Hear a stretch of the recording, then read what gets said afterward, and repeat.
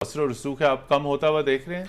India के central bank ने 18 मुल्कों से ट्रेड शुरू की और आपको और मजे की बात बताऊं, चाइना और इंडिया मिलकर डॉलर को कमजोर कर रहे हैं। ये जो डी डॉलराइजेशन के partner as an ally of the America dollar को कमजोर कर रहा है क्योंकि वो अपनी करेंसी में ट्रेड करना चाह रहा है। आईएमएफ डॉलर्स देने की डील में पाकिस्तान को थोड़ी सी भी ढील देने को हमें तैयार नजर नहीं आ रहा। डूमोर के मुतालबे हैं कि बढ़ते चले जा रहे हैं। सवाल उठता है कि आलमी मालियाती इदारा पाकिस्तान के साथ भिखारियों जैसा सलूक आखिर क्यों कर रहा है? भिखारी को कौन पूछता है? जी मैं इस वक्त खड़ा हूँ असेंबली के अंदर और मैं आप लोग को इंटरनेशनल भिखारी दिखाना चाहता हूँ।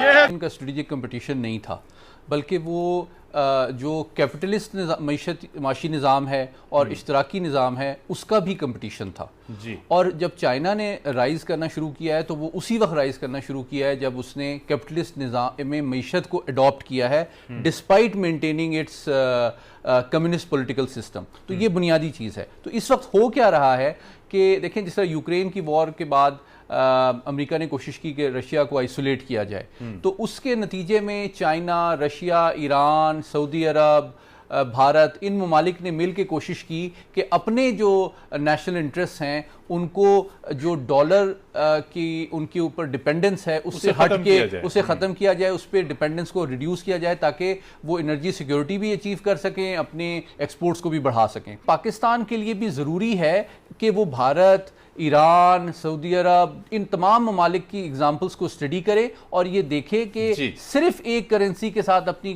करेंसी को मशरूत करना शायद लॉन्ग टर्म में हमारे लिए बेहतर भी नहीं होगा और हमारी वुलनरेबिलिटीज़ को और इंटरनेशनल जो कोर्शन है उसको बढ़ा भी देगा। कि वो अब जो है अपनी ट्रेडिंग जो है वो अपने इंडियन रुपीज़ में करेगा। रिसेंटली उन्होंने मलेशिया के साथ की है, अब वो चाइना के साथ भी डी डॉलरेशन पे काम कर रहे हैं।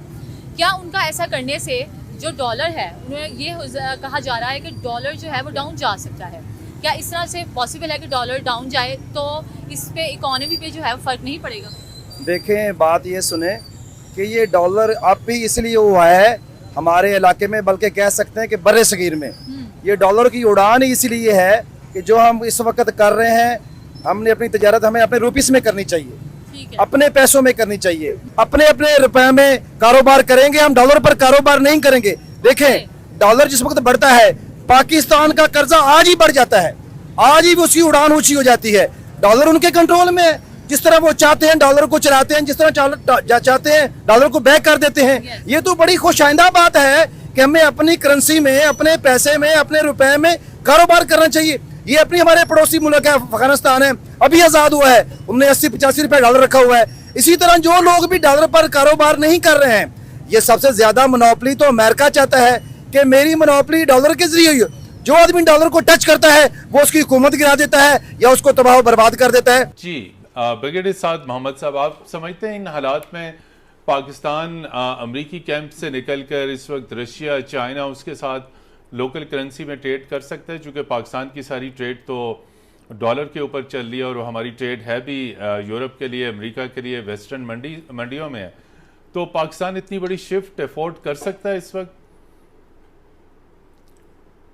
देखिए, मेरे ख्याल में पाकिस्तान को अभी तक इन मामलों में नहीं पड़ना चाहिए।